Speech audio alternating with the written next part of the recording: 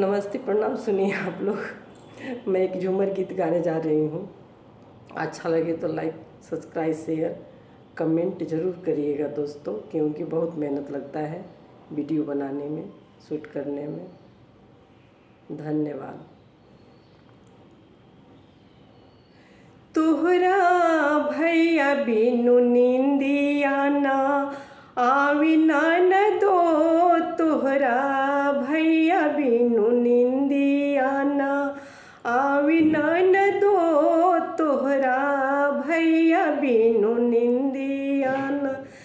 4 महीना ननद गरमी के दिनवा, 4 महीना ननद गरमी के दिनवा।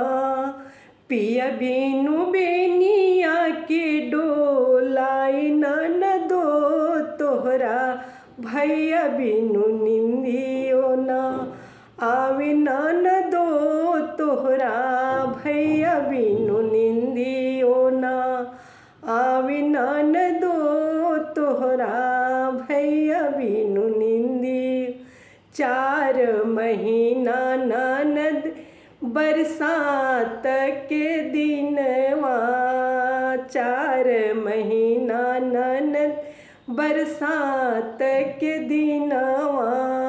पिया बिनु छतरी के लगाई ननदो, पिया बिनु छतरी के लगाई ननदो, तोहरा भैया बिनु निंदियो ना आवे ननदो, तोहरा भैया बिनु निंदियो ना आवे ननदो, तोहरा भैया बिनु निंदियो ना।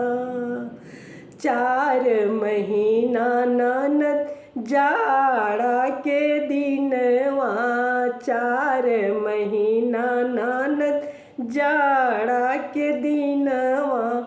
पिया बिनु राजाई के ओढ़ाई ननदो हो, पिया बिनु राजाई के ओढ़ाई ननदो, तोहरा भैया बिनु निंदियो ना आवे ननदो, तोहरा भैया बिनु निंदियो ना आवे ननदो, तोहरा भैया बिनु निंदियो ना आवे ननदो।